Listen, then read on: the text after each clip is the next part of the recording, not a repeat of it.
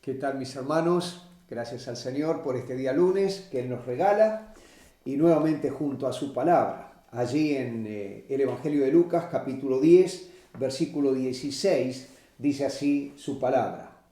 El que a vosotros oye, a mí me oye, y el que a vosotros desecha, a mí me desecha, y el que me desecha a mí, desecha al que me envió. Mis hermanos, si tendríamos que decirlo de una forma simple, esta es una continuación de lo que vimos el día sábado. ¿Se acuerdan ustedes que el Señor había enviado a 70 o 72 siervos, varones, a anunciar el mensaje del reino a toda ciudad, pueblo, lugar donde pasaría Jesús rumbo a Jerusalén? Y si nos fijamos un poquito en este lugar, en este versículo, nos damos cuenta que el Señor estuvo durante todo el pasaje hablando de su tarea y diciendo de que iba a haber lugares donde le iban a recibir y ellos debían quedarse, hacer su tarea, y lugares donde iban a ser rechazados y lógicamente ellos no debían quedarse en ese lugar.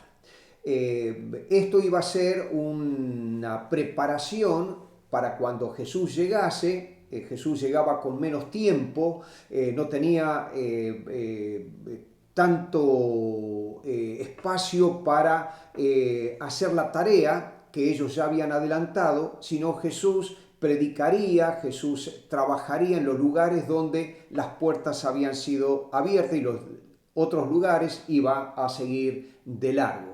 Pero cuando llegamos a este versículo 16, que digo que de alguna forma resume todo esto, está diciendo de que el que oye a estos sus siervos, a estos que anunciaban el reino, le oían a Jesús mismo.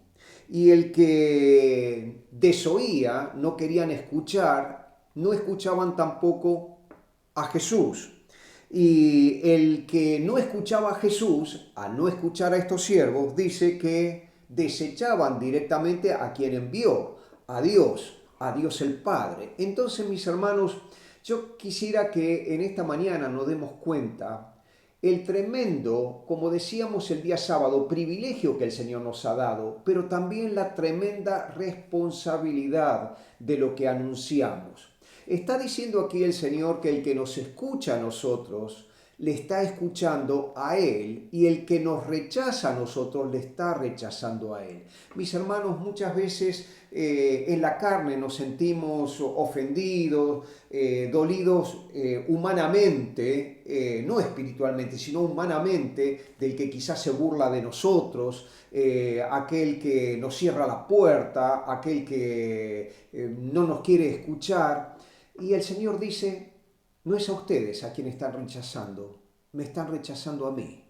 Por eso, mis hermanos, cuando a alguien hablamos del Señor, a alguien le anunciamos el Evangelio, a alguien le hablamos del amor de Cristo y nos rechaza, no debemos tomarlo como que alguien nos está rechazando a nosotros, que alguien se está riendo de nosotros, están rechazando a Jesucristo, se están burlando de Él. Mis hermanos, esto nos debe llevar no a sentirnos mal, sino nos debe llevar a la misericordia, a sentir dolor por esa persona, a ponerlo en la presencia de Dios, a clamar por esa persona, a pedir que la misericordia de Dios le cubra a esa persona como un día nos cubrió a nosotros, para que esa persona sea tocada y pueda caer rendida a los pies de Jesucristo. Sus oídos físicos y espirituales puedan ser abiertos para oír el mensaje, la palabra del Señor que le llevamos, para que Jesús complete la obra en esa vida y ellos sean transformados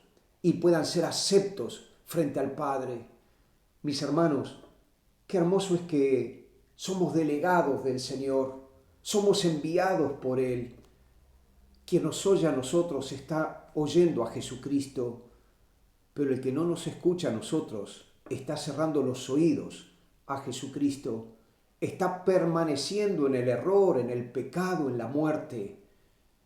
mis hermanos, que nuestro corazón hoy se duela por cada uno de ellos, pero que no nos mueva solamente a un dolor espiritual, sino nos lleve a un clamor a favor de cada uno de ellos, para que un día ellos también puedan oír a Jesucristo, puedan oír el Evangelio de salvación, como un día nosotros también lo pudimos oír. Oramos. Señor, gracias.